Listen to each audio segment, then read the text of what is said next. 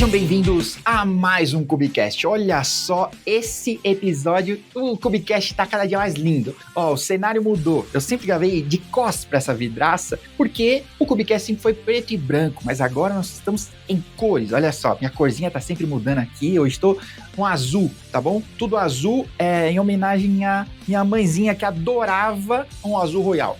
Liguei essa luz especialmente para ela. E aqui atrás vocês estão vendo o escritório da GetUp. Olha que coisa linda. Se você ouvir um latido, todos os cachorros do meu chefe, todos os cachorros da GetUp estão aqui. Além de mim, né, tem outros 4 cachorros que vêm nesse escritório, tá bom? E vocês veem aqui do meu lado o antigo mascote da GetUp, o Astro. Se você tá ouvindo esse podcast e lembra da GetUp de 2015, nós éramos uma plataforma para containers, gente. Antes, olha, o OpenShift nem usava Kubernetes naquela época. O Kubernetes não existia ainda. Imagina quanto tempo faz isso, tá bom? Mas eu não vim falar sobre o passado, eu vim falar sobre futuro, tá bom?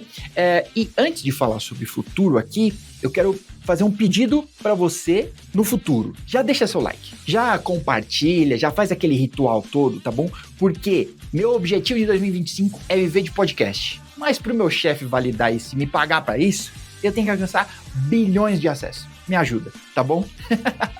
Obrigado para você que tá ouvindo a gente. E eu quero, agradecer e já apresentar o nosso convidado, Alexandre Cieira. Eu pronunciei certo? Na trave, mais ou menos? Certíssimo, João. É um prazer estar aqui. Muito obrigado pelo convite. Feliz de poder estar participando do Cubicast. Muito bom, muito bom. Seja muito bem-vindo, Alexandre. Ou Cieira daqui pra frente, né? Nós já somos íntimos. E eu já ia falar Alexandre de novo. Cieira, conta pro mundo quem é você, o que você faz, quem é você na fila do pão, conta pra galera aí. Obrigado pela brincadeira aí, João. Na verdade, eu costumo dizer que se alguém me chamar de Alexandre numa ligação ou num call, parece que o meu pai entrou no call, né? Minha carreira inteira foi conhecida como Cieira, né? Então, eu sou um empreendedor na área de segurança da informação aí desde 1999, né? Com os cabelos brancos para provar.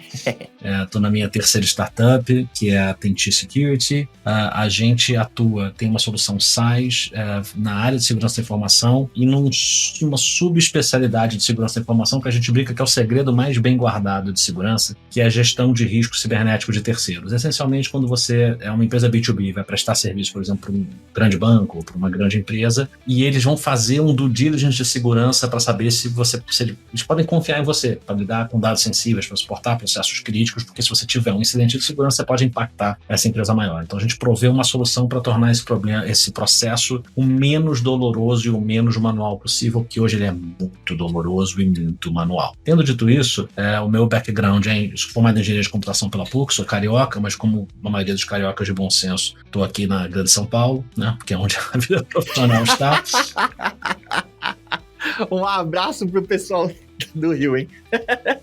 Amo vocês, mas quem quer trabalhar, infelizmente, é melhor estar aqui. E trabalho na área de segurança da informação já há bastante tempo, há 25 anos, né? E tenho bastante experiência na parte de segurança de aplicações, segurança de ambiente de nuvem em especial, clients, então acho que tem bastante assunto aqui para a gente discutir que é relevante para a tua audiência. Não sou um especialista em segurança de Kubernetes, mas eu acho que tem muita coisa ao redor do Kubernetes que impacta a vida de quem está todo dia vivendo nesse ambiente com DevOps, automatizado, de containers, que dá pra gente conversar em bastante profundidade. Muito bom, muito bom. Cieira, a gente se conheceu, se eu não me engano, na B-Sides. Teve aqui em São Paulo, ali na B3, certo? Eu acho que foi no centro de São Paulo, não lembro se foi no prédio da B3. A gente talvez tenha se encontrado em outro evento, no evento da L4, que é o fundo de investimento da B3, ou na B-Side São Paulo. São dois eventos bem diferentes, bem interessantes. A B-Side São Paulo, que na verdade é uma série de eventos de segurança que quem não conhece, você vai em bsides.org, é aquela brincadeira do lado B do LP, quando a pessoa está entregando a idade quando ela entende a piada, né? É aquela ideia de fazer uma conferência de segurança da comunidade com as palestras que não foram aceitas nos eventos do pessoal engravatado.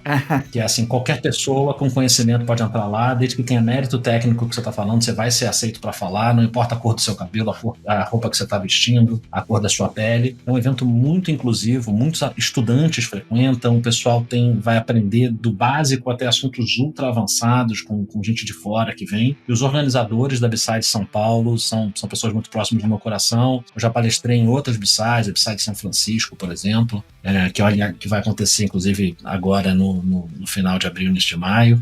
Eu vou estar lá de novo esse ano. Todo mundo que é desenvolvedor, que tiver interesse em entender um pouquinho mais de segurança, entender um pouco mais desse mundo, recomendo que procure a B-Side São Paulo. Tem tracks específicos para segurança de aplicações, infraestrutura de containers, muita coisa legal. Tem um Cloud Village, né, que fala de segurança de nuvem. A maioria das pessoas está rodando aplicações containerizadas e fazendo DevOps, DevSecOps em ambientes de nuvem.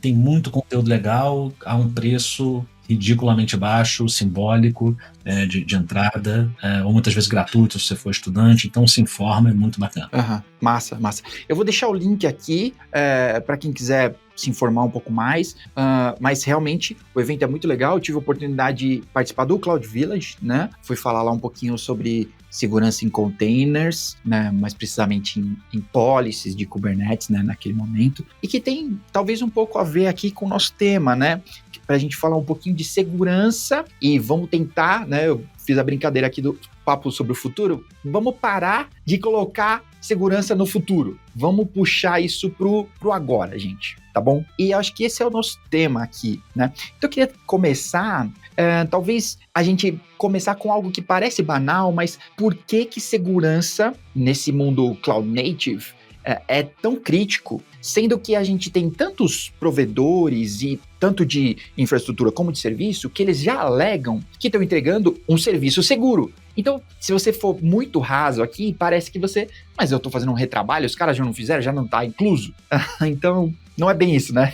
Não é bem assim que o mundo funciona. Acho que a primeira coisa que eu quero dizer é assim, segurança de ambientes cloud native são importantes porque ambientes cloud native são importantes. Então, quando você tem um ambiente hoje containerizado, né, que está usando Kubernetes ou, enfim, outro orquestrador, se você tem uma aplicação crítica rodando lá, que está lidando com dados críticos, com dados financeiros, dados médicos, dados pessoais de qualquer natureza, segurança da informação tem que estar envolvido na discussão, compliance tem que estar envolvido na discussão. E é por isso que a segurança é importante, porque a segurança vai ajudar a proteger o negócio contra fraudes, contra indisponibilidade, contra alguma coisa que está fora do ar e você ter um processante, você ter alguma perda de imagem, então você violar leis como a lei geral de proteção de dados, ou você violar leis específicas, por exemplo, você está lidando com um sistema de pagamento, você implementou em Kubernetes, você pode estar violando uma lei do Banco Central, entendeu? Que regula especificamente como tem que ser a segurança de sistemas de pagamento, de instituições financeiras de uma forma geral. Então você tem, a segurança disso é importante por isso, e cada vez mais os workloads estão nascendo na nuvem em infraestruturas elásticas com camadas de abstração mais alta. No tempo que eu estou trabalhando com computação, desde que eu fiz lá para a PUC do Rio de Janeiro, engenharia de computação, e comecei a programar,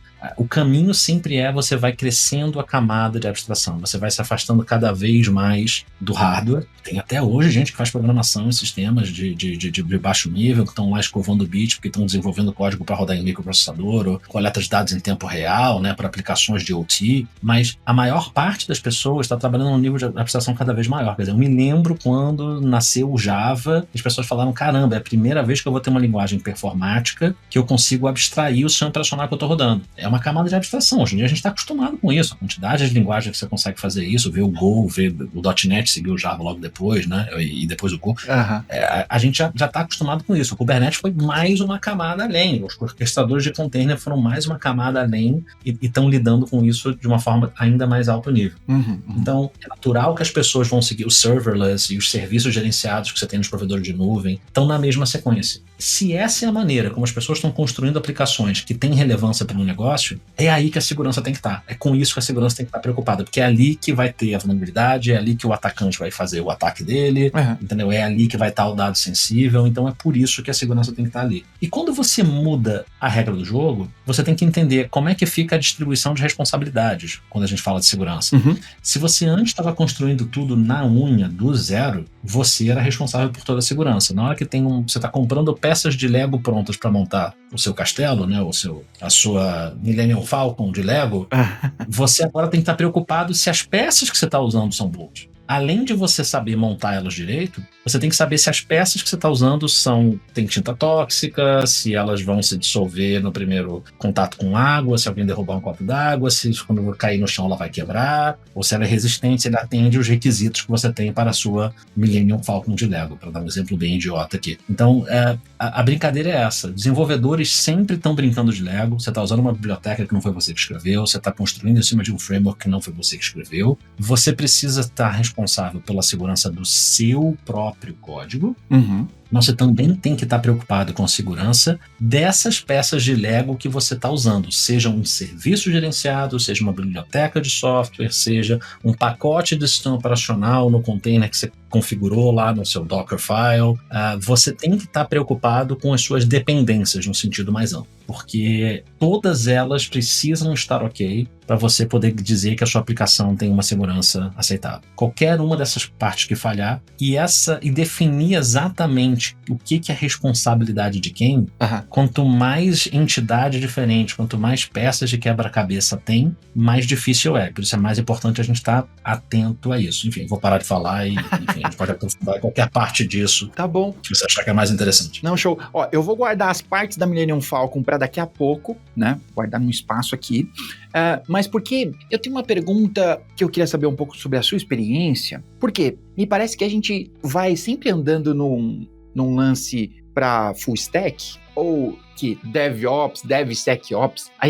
Parece que os empregadores ou as empresas e o capitalismo maldito quer que cada vez mais um único funcionário saiba todas as coisas, né? E ele faça todas elas com excelência, mas que na prática isso é beira o impossível. Mas me parece que tem certos conceitos, né, ou práticas de segurança que, por exemplo, com o cloud, né, com a larga adoção de cloud, a gente viu engenheiros de rede morrendo pelo caminho.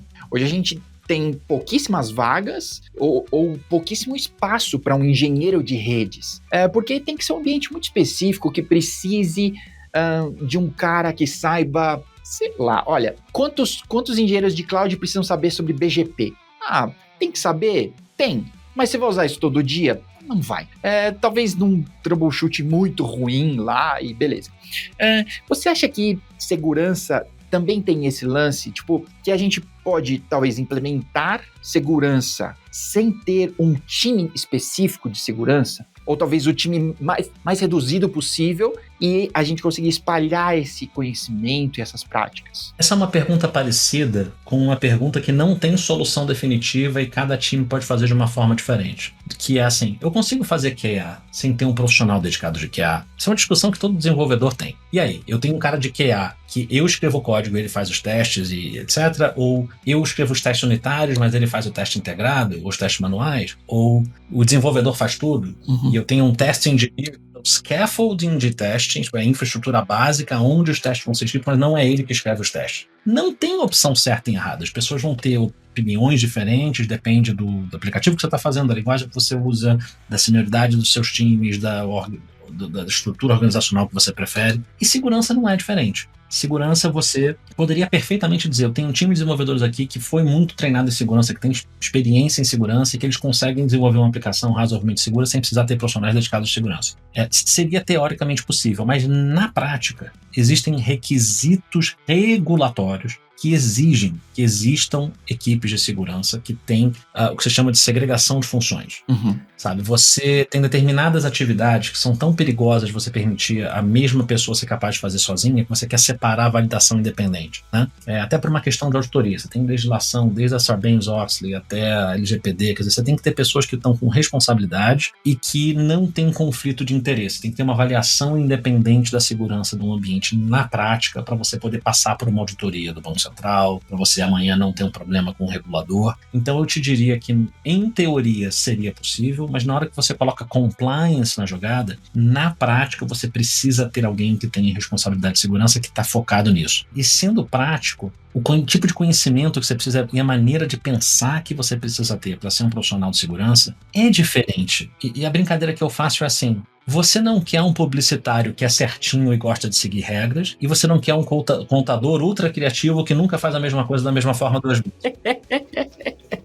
Pode crer. Você tem maneiras de pensar que são diferentes e que vão ser mais apropriadas para profissões diferentes. Uhum. Então, o profissional de segurança tende a ser uma pessoa que é mais orientada a seguir regras, a ser mais avesso a risco, etc. E um engenheiro de software é o contrário, o cara que é otimista, o cara que não sabe muito bem quanto tempo leva, mas vamos tentar fazer nesse sprint e que é mais criativo. Eu estou falando na média, claro, você tem pesquisadores de segurança que estão fazendo pesquisa de vulnerabilidade, que na verdade são as pessoas mais criativas que eu conheço, mas para pegar um estereótipo, entendeu? Você não está no mesmo mind space. Então é difícil você achar que vai caber na mesma cabeça no dia a dia. Uma das duas coisas vai ganhar, entendeu? Você não consegue, a não ser que você tenha transtorno de múltipla personalidade, você vai ter dificuldade de pensar de maneiras diferentes e lidar com esses desafios de maneira melhor. Então, na prática, é melhor que tenha áreas separadas de segurança, mas que colaborem, que interajam e que principalmente saibam falar a língua um do outro. Uma interação com a área de infraestrutura, de DevOps, de desenvolvimento, só vai conseguir falar com segurança se as pessoas de segurança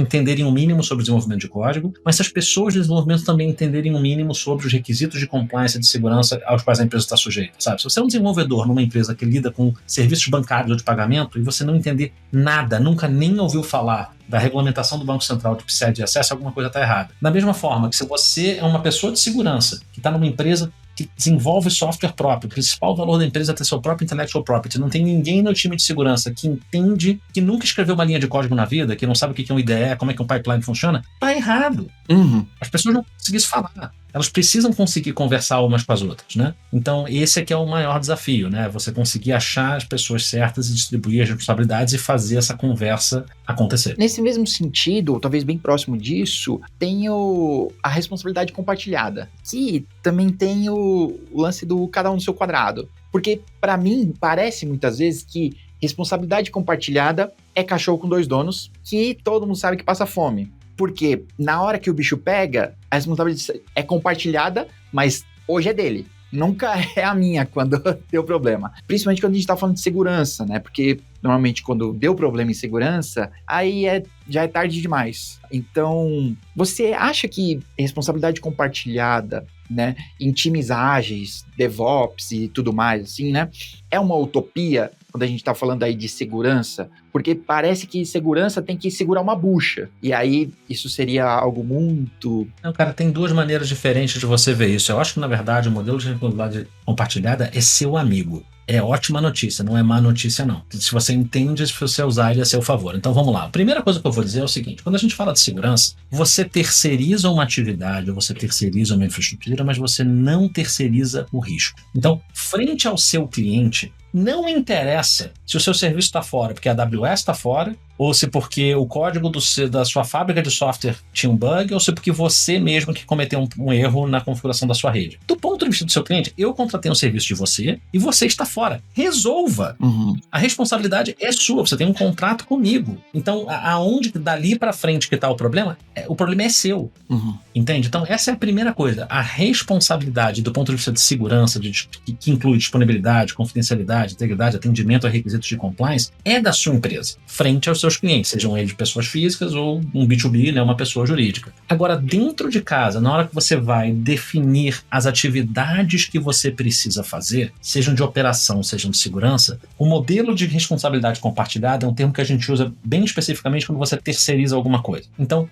se você tem um bom fornecedor de tecnologia ou de serviço, você consegue pegar um trabalho que é difícil, que é volumoso, que é repetitivo, e você consegue passar para um fornecedor que vai fazer esse trabalho melhor que você, que vai escalar esse trabalho melhor que você está sendo inteligente e poupando os seus recursos. Uhum. Eu vou te dar um exemplo muito fácil de entender. Imagina que você quer rodar uma base de dados relacional num ambiente de nuvem. E eu vou dar exemplo de AWS porque eu sou uma pessoa de AWS, é a nuvem que eu tenho mais familiaridade. Você tem duas opções. Você pode rodar uma máquina virtual, né, uma instância EC2, e você na unha configurar o sistema operacional, você na unha instalar, digamos, um Postgres, você na unha configurar ele do zero, você escrever um script de backup e salvar o backup em algum lugar, você fazer a monitoramento de performance na unha, essa é a opção A. Todas as tarefas referentes a essa base de dados, você vai estar fazendo, você vai estar codificando, você vai tendo que testar, o seu script de backup pode ter um bug, você escreveu ele pela primeira vez, seu monitoramento pode ter alguma coisa que você esqueceu de monitorar. Beleza. E agora tem que fazer um cluster. Agora você vai ter que descobrir como é que faz o cluster. Você vai ter que testar, você vai ter que garantir que funciona, você vai ter que garantir que se cair um nó do cluster, o cluster continua rodando. Essa é a opção A. A opção B. Você usa um serviço gerenciado da AWS, que é o RDS, Relational Database Service, que é a AWS, que tem dezenas de milhares de clientes, que já fez isso 15 trilhões de vezes. Todas as situações de contorno possível já aconteceram. Os caras já implementaram isso em escala e você usa isso. Eles automatizaram o backup. Eles automatizaram, sabe, você faz point and click, ele já tem o script para crescer o cluster, diminuir o cluster, aumentar a máquina, diminuir a máquina. Você não precisa fazer nada disso na mão. Então, a diferença entre esses dois modelos é o modelo de responsabilidade compartilhada. Quando você roda uma máquina virtual e faz tudo você, a AWS só é responsável essencialmente pelo ambiente de virtualização, pelo ambiente de rede virtual, de hardware, do hypervisor, do data center físico. Dali para baixo é deles, dali para cima é seu, incluindo a base de dados do sistema operacional, patching do sistema operacional, coleta de logs do sistema operacional, monitoramento de performance do sistema operacional, todas essas mesmas coisas do serviço de base de dados, de qualquer outro serviço que está rodando naquela máquina, o SSH, tudo. No serviço gerenciado, aonde que está a linha de responsabilidade? Está muito mais em cima. Você conecta na porta da base de dados. Dali para baixo é tudo responsabilidade da AWS. A tua responsabilidade é dali para cima. Depois que você conecta, os comandos de esquema que você cria, o create tables, os índices que você cria, isso é responsabilidade sua. Mas toda a parte dali para baixo você entregou para alguém que vai fazer mais confiabilidade, com mais escalabilidade, provavelmente um custo-benefício muito maior que você. E isso inclui atividade de segurança. Você não precisa mais agora ficar gerenciando patches do sistema operacional onde o seu servidor de base de dados roda. Que a AWS está fazendo isso para você transparentemente. Você não precisa mais se preocupar em eu vou fazer testes de recuperação do cluster. A AWS sabe fazer recuperação de cluster. Nenhum auditor vai achar que a AWS não sabe fazer recuperação de cluster. Você não precisa fazer isso na mão agora para cada cluster, porque cada um pode estar configurado diferente. Está padronizado, a AWS já padronizou. Então, esse é um exemplo em que você consegue eliminar trabalho da sua equipe, seja de operação, seja de segurança, porque você usou o modelo de responsabilidade compartilhada a seu favor. E para dar um exemplo parecido no mundo de Kubernetes, você pode, de novo, instalar as máquinas virtuais e você vai fazer o deployment do seu cluster de Kubernetes na unha, ou você pode usar uma solução como o Azure Kubernetes Service, o Elastic Kubernetes Service, o Google Kubernetes Engine, que já faz todo esse gerenciamento, pelo menos uma parte importante dele para você. Muito menos chance de erro de segurança, muito menos overhead de gerenciamento, e assim por diante. É aquela conversa que a gente fez no início. A tendência é sempre essa briga de quanto controle eu quero ter versus quanta simplicidade eu quero ter. Posso dividir uma experiência de alguém com cabelo grisalho? Por favor. E a simplicidade sempre ganha. Controle é uma ilusão. Você só está jogando mais trabalho para você mesmo no futuro. Trabalhe com a limitação. Mas aí tem essa opção que eu não consigo usar. Então vive sem essa opção. Teste seu software, desenvolve o seu produto para você não precisar usar aquele flag super detalhado que aquele serviço dificilmente vai ser uma coisa que impede você de trabalhar. Mas você vai ter um desconforto inicial de se ajustar à limitação, mas depois a coisa vai rodar de forma muito mais transparente. Você precisa de menos headcount, você vai ter menos dores de cabeça, você vai ter menos situações imprevistas, você vai ter suporte do teu provedor de nuvem para te ajudar no cenário, você vai ter uma grande quantidade de vantagens. E mais uma vez, isso inclui as preocupações de segurança. Tem muita coisa que é inconveniente que esses serviços gerenciados estão te obrigando a fazer, que na verdade incomoda, mas são melhores práticas de segurança. Vão te ajudar a passar uma auditoria, vão te ajudar a atingir compliance, vão te ajudar a evitar vazamentos de dados, indisponibilidades e assim por diante. Então, tem um motivo para aquilo e vai trabalhar a seu favor. Essa, na verdade, é um design principle que a gente usa, por exemplo, aqui na própria time de engenharia da TNT. Simplicidade. Menor quantidade possível de serviços, o máximo possível entregar a responsabilidade para o teu provedor de nuvem, desde que você tenha escolhido um bom provedor de nuvem, obviamente, não vai com um Zé da esquina, estamos falando de um dos grandes, e libera o tempo das pessoas que você tem, porque talento sempre é um gargalo para empresas de qualquer tamanho, para que eles foquem em atividades que não são repetitivas, tipo aplicar patch, tipo ficar monitorando uptime, tipo ficar manualmente fazendo backup ou fazendo scaling de clusters. Deixa o software fazer isso. E deixa essas pessoas preocupadas em tarefas de mais alto nível. Como é que eu faço uma feature melhor para atender o meu cliente? Como é que eu melhoro a minha arquitetura, né, para ter mais ganhos ainda de eficiência, ou de custo, ou de performance. E de segurança também. Tudo isso é bom para operação, é bom para segurança. Então, o modelo de responsabilidade compartilhada, se você aprender até aquela coisa mais zen, abrir mão do controle, você vai conseguir usar a seu favor, ele é seu aliado.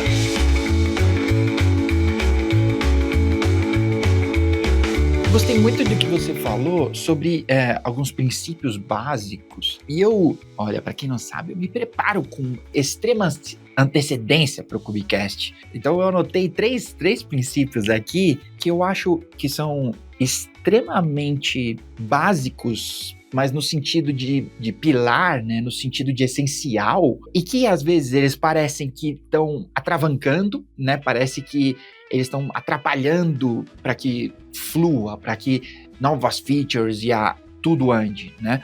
Então, eu separei 3, né, que são Zero Trust, Least Privilege, né, vou gastar meu inglês aqui, e infraestrutura imutável. Então, IAC, né, princípio do menor privilégio, e Zero Trust, que todo mundo usa como Zero Trust. Que, no dia a dia, eles não são tão complexos de se aplicar, mas se a coisa já andou muito sem você aplicar a partir dali, normalmente é dolorido. Mas mesmo assim, o que as pessoas parecem não conseguir compreender é que hoje ainda é menos dolorido do que amanhã. Tem que começar hoje, é inevitável fazer isso, né? Porque eu costumo dizer, o Zero Trust para mim é o mais fácil de explicar dentro de Kubernetes, porque se já tem namespaces, mas grande parte das pessoas não usa, joga tudo que ele tem no namespace default e esquece de movimento lateral. Simples assim. Ele fala, não, mas eu só tenho essa aplicaçãozinha aqui que tem uns bugs, ainda tem Log4j, por exemplo. Não, mas isso é só uma aplicaçãozinha de nada. Mas tá rodando no mesmo namespace que seu Redis, que seu MySQL. E aí o movimento fácil lateral e um abraço. O que você pensa sobre... Não sei se você concorda comigo, assim, sobre esse quanto mais rápido se implementar, ou corre agora, isso é básico, precisa colocar, assim, tem que estar no beabá. Tem um termo que a gente usa em segurança da informação que chama compartimentalização, né?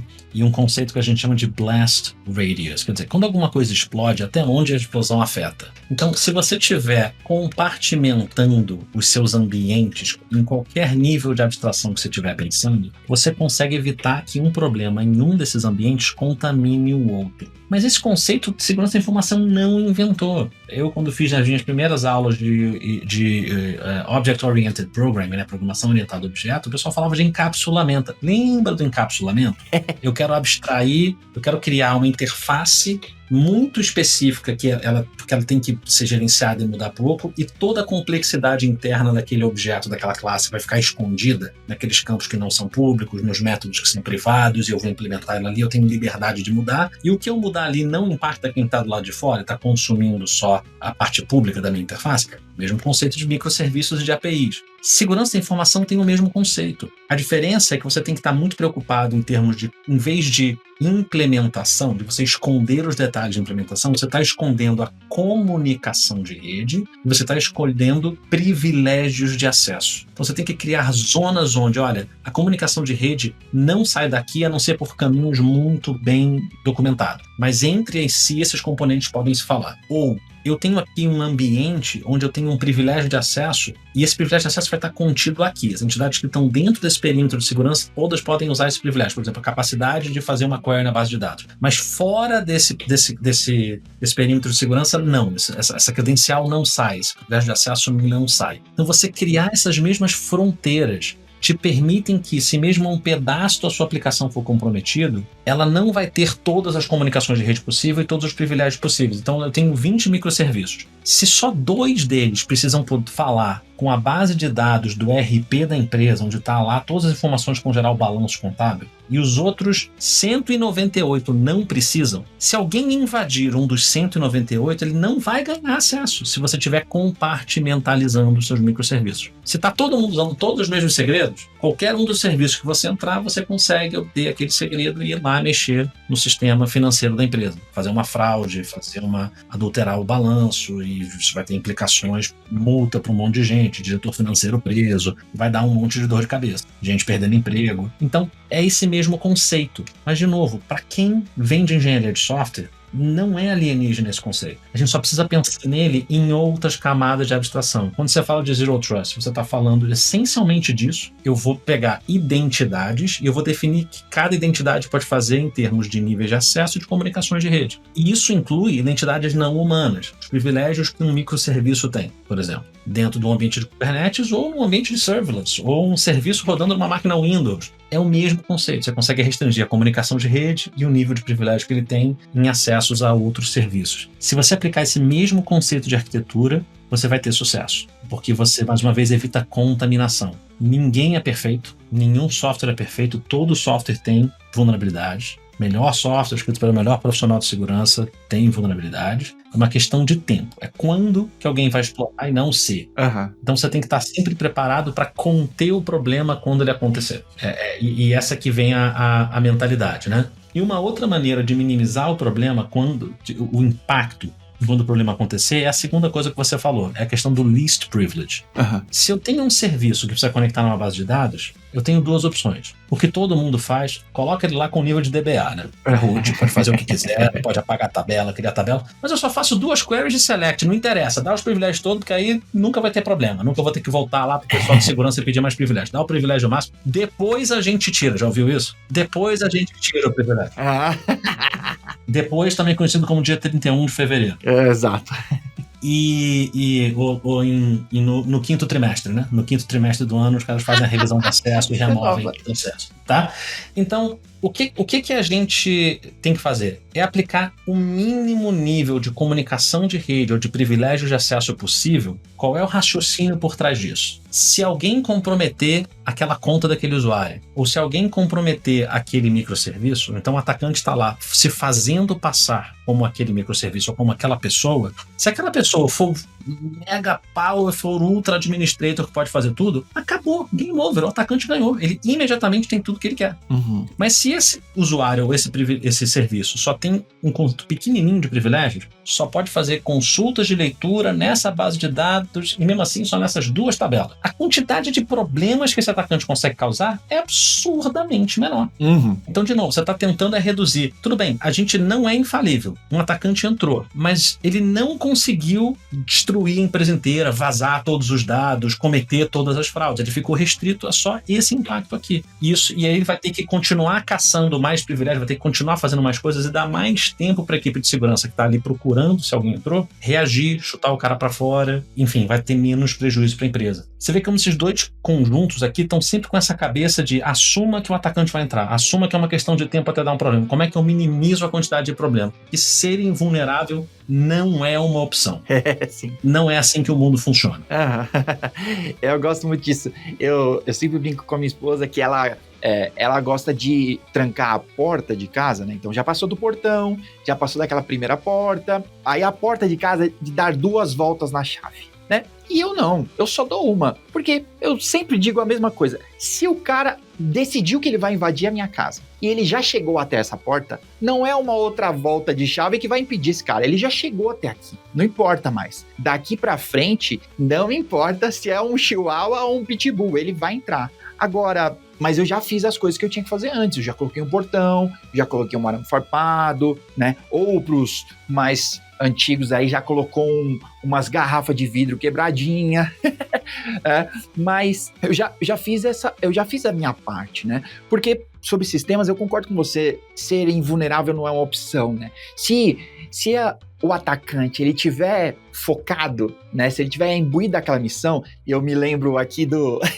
gosto muito de citar filmes, né? Mas eu me lembro do comecinho do John Wick, e o cara tá falando sobre ele, né? Ele fala, ele é um cara muito dedicado, ele é um cara muito focado, e quando ele quer, ele vai atrás, né?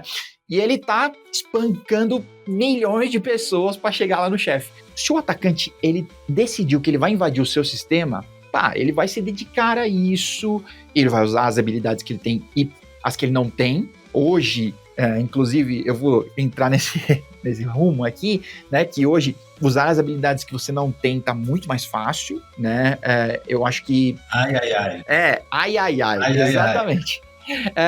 Porque hoje tá muito mais simples de você escanear vulnerabilidades, serviços, por aí afora, né, então me prolonguei aqui, mas invulnerável não existe. Eu concordo muito com você. Muito bom, muito bom. E a respeito de girar a chave 2 vezes e tal, e aí eu vou fazer o meia-culpa dos profissionais de segurança. Uma das coisas que o profissional de segurança imaturo tende a fazer é falar, tem que travar tudo, ninguém pode ter acesso a nada, ele quer proteger uma bicicleta que vale R$100, ele quer gastar R$500 de cadeado, entendeu?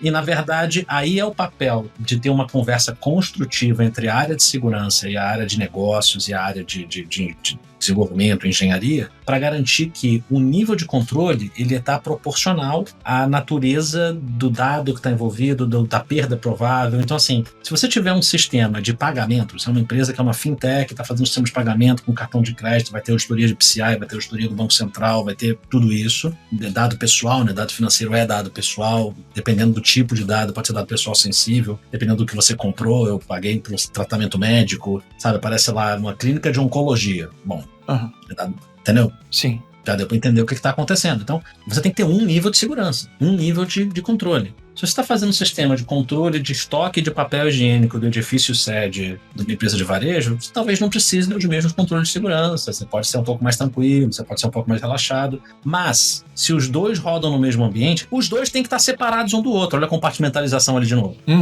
Porque se você vai ser mais relaxado que esse cara aqui, não adianta você pensar, não, mas esse sistema não é crítico. Mas se alguém puder invadir esse e pular desse para o outro, bom, então ferrou. Então, ou você compartimentaliza de alguma forma, tem 150 mil maneiras de fazer, que nem a Neston, cada um tem a sua forma de fazer a compartimentalização, mas outra referência que vai entregar a idade de Ken Hill, ou você vai ter que tratar todo mundo pelo pior nível. Então, essa outra coisa que a compartimentalização dá pra gente. Nem todo sistema precisa ter níveis iguais de investimento de segurança ou de controle de segurança, mas se todos eles estiverem no mesmo ambiente, você vai ter que tratar todo mundo pelo nível mais estrito. E se você estiver separando, você consegue fazer mais esforço de segurança nos sistemas que estão mais críticos e menos esforço de segurança nos que estão menos críticos, porque mesmo que o atacante invada o menos crítico, ele não consegue pular dele para o mais crítico. Se você tiver compartimentalizado direito, então você consegue racionalizar a fricção que segurança muitas vezes traz para o processo de desenvolvimento, de operação, etc. E o investimento. Você não quer, de novo, gastar R$500 para proteger uma bicicleta de 100. Então, são as coisas para manter em mente. Ter esse cuidado com a arquitetura pode tornar a sua vida mais fácil quando aquele controle não é necessário. Você poder argumentar que o controle não é necessário naquele caso. Massa. Ainda sobre Zero Trust e sobre esse travar tudo ou não, né? Eu gostei muito, eu escutei um papo seu, uma webinar. Um webinar, né? Você e da Carol da Aqua, e você falou assim que um erro, né, que o cara de segurança normalmente vai cometer, um novato de segurança vai normalmente cometer, é que ele vai querer ser o dono da casinha, né? Então trava tudo, ele tem a chave de todas as portas, trava tudo. Qualquer alerta não pode, né? Mesmo que às vezes não tenha vetor para poder ser atacado, às vezes não exista um exploit, ou sei lá, sabe? Não precisa de tudo isso, né? Às vezes é o controle de ponto, né? E o cara tem uma vulnerabilidade média aqui, num sistema completamente lacrado ali. Então, poxa, será que não pode passar hoje e a gente só tem um alerta lá no backlog para alguém dar uma olhada? Mas que às vezes, né, como você disse lá no webinar, aí falta um pouquinho de maturidade, né? Que aí talvez os cabelos brancos vão vindo e a pessoa vai ganhando um pouco mais de flexibilidade, né? No Zero Trust, o que eu costumo encontrar, a primeira e talvez a maior barreira que eu costumo encontrar quando eu vou falar sobre isso com as pessoas é que elas sequer têm um mapa do seu ambiente, que tenha portas, comunicação entre as aplicações. E aí, se o cara caiu para os microserviços, aí descambou. Aí é um adeus bem dado assim, porque ele não vai voltar no assunto, porque dá trabalho mapear isso aí. E se entrar um novato de sec e levantar a porta, vai parar o ambiente. Aí é difícil. Como que na prática a gente pode tentar... Não sei se você tem uma dica aí para a prática disso, né? Cara, assim, tem que ter disciplina, né? E tem que... cara, é dívida técnica. Você tem dívida técnica para bug, você tem dívida técnica para segurança. Se você estava com uma arquitetura, por exemplo, que não tinha compartimentalização, você vai ter que fazer a mesma coisa que a gente faz. Imagina que você pega um monolito. Puxa, isso aqui não está funcionando, está tendo contenção de recursos, todos os desenvolvedores querem comitar no mesmo codebase, e aí tem conflito, tem todo PR agora, tem conflito que tem que tratar. É aquele problema grande do monolito que a gente sabe, né? Cada release está pegando a feature que eu entreguei, mas tem 150 meias features, o pessoal que já tinha feito merge, mas não estava pronto. Esse é o problema do monolito, né? Essa questão de você não ter, de novo, compartimentalização entre os times diferentes e não criou interfaces entre pedaços diferentes da sua aplicação. E com segurança não é diferente, assim. Se você tiver um ambiente, por exemplo, que não tem nenhuma segregação de rede, ou que não tem nenhuma segregação de acesso, você tem um único pool de segredos, e todos os pedaços do sistema podem falar livremente de rede uns com os outros, você vai ter um problema. Então, o que você vai ter que fazer? Você vai ter que começar a criar compartimentos e ir movendo os serviços um por um. Da mesma forma que você faria, eu vou manter um monolito aqui, agora essa feature eu vou criar um microserviço, eu vou botar as demandas indo para esse microserviço, eventualmente eu retiro aquele código do monolito que fazia essa tarefa, e você vai iterando em cima disso. Aqui é a mesma coisa, você vai ter que pensar, esse microserviço eu vou mover para um ambiente que está compartimentado. Você vai estudar um microserviço de cada vez, quais são os segredos que ele precisa, tá? Então agora eu vou replicar um conjunto de segredos só que ele precisa, vou garantir que os privilégios estão certos, vou criar segredos novos só para esse serviço usar, que não são iguais àqueles que todo mundo está usando. Vou verificar quais são as comunicações de rede que ele precisa fazer, vou definir os perfis de comunicação de rede, vou migrar esse. Funcionou? Funcionou? Não funcionou? Rollback, estuda mais, entende o que falhou, ajusta, e vai fazendo isso microserviço a microserviço. É um trabalho lento, cuidadoso, pode gerar algum impacto, então tem que ser feito em janela, tem que ser feito com cuidado. Se tiver um ambiente de dev, né, a gente sempre torce para que tenha um ambiente de dev, você testa primeiro em dev, né, um staging, para garantir que as coisas estão funcionando. Por favor. Todo mundo tem, né? Só na Nova Zelândia que o pessoal não tem, né? Ambiente de dev e staging. Exato. Opção, né? Eu não sei por que eu tô falando isso. Mas enfim, hipoteticamente. Eu escutei essa semana pela primeira vez um cara falando assim, todo mundo tem ambiente de dev. É que alguns não chamam seu ambiente de dev de produção. É isso. Exatamente. Então, você tentar identificar isso e você vai aos poucos chegando num cenário em que você vai migrando um por um até chegar lá, ou você vai migrar todos, ou você vai migrar os críticos. De novo, você tem que entender o que você tem que entender o seu inventário e quais daqueles microserviços são mais críticos. Por exemplo, de novo, naquele cenário, imagina que a gente tem 200 microserviços, estão todos num bololô ali, todo mundo usa os mesmos segredos, todo mundo está no mesmo namespace, está todo mundo com a mesma comunicação de rede. Mas tem 2 que falam lá com as joias da coroa, com o sistema mais crítico da empresa. Começa separando esses 2. E no momento que você migrar esses 2, nenhum dos outros microserviços deveriam precisar daquele segredo para falar lá com o negócio. Você revoga aquele. Depois que os 2 estão separados e cada um tem o seu, aquele pool dos 198 que sobraram não precisam mais nem ter comunicação de rede com o sistema contábil e nem ter o segredo. Você já reduziu o seu risco massivamente, mesmo ainda tendo lá sua dívida técnica em 198, que não estão plenamente complementados. Então, se você planejar isso direito, dá para fazer. Mas vai ter que alocar gente, vai ter que fazer o esforço, vai ter que definir janela, vai ter que ter prioridade para poder fazer isso. Mas é muito mais fácil você já nascer direito, pelo minimamente, você já ter se preparado para isso. Mesmo que não esteja perfeito, mas pelo menos você já não compartilha os mesmos segredos. Mesmo que todos eles estejam no mesmo espaço, para cada serviço tem o seu segredo. Se você já documentou as comunicações de rede que cada serviço precisa fazer, mesmo que você não esteja filtrando lá, mas você já documentou pelo menos, você poupa trabalho. Você minimiza a sua dor de cabeça no futuro. Mais uma vez, para um desenvolvedor de software, quem estudou engenharia de software, nada disso deveria ser novidade. Todo mundo já viu aquele gráfico do estudo famoso, que se você pega um problema no design, na implementação, sabe aquela coisa que você vai vendo todas... Quanto mais tarde você pega o problema, mais caro é resolver. Aqui é a mesma coisa. Você só vai pensar em segurança. Depois que já tem dezenas ou centenas de microserviços que já estão em produção, é o mais caro possível para você resolver o problema. Se você pegou lá atrás no desenho da solução, na definição da arquitetura, e principalmente se você desenhou uma arquitetura onde partes inteiras da sua preocupação de segurança já estão sendo lidadas pela arquitetura ou pelo seu provedor de nuvem, você usou o modelo de responsabilidade compartilhada a seu favor, a sua vida ficou muito mais fácil. Então, essa deveria ser a preocupação. Mas a gente sabe que o legado existe, tem que lidar com ele, você vai ter que lidar com ele que nem os porcos espinhos se reproduzem, né? Com muito, muito cuidado. Muito.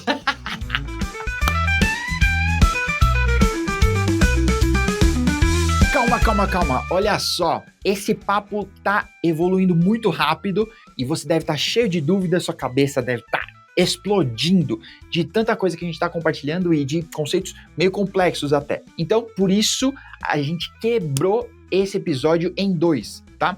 A segunda parte sai logo, depois de amanhã, prometo. Então, calma aí, né? Anota, dá umas pesquisadas e se prepara para a parte 2 que já vai sair. Não perde, se você curtiu, compartilha aí com a galera, traz o time de SEC para perto e vamos continuar esse papo no próximo episódio. Beleza? Vai!